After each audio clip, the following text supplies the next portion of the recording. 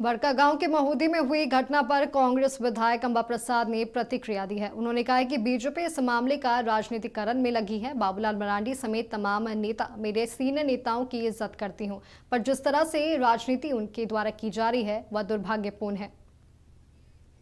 इतना स्तर इनका हमेशा गिरा रहता है कि हमेशा क्षेत्र का माहौल खराब करते हैं, हिंदू मुस्लिम करते हैं।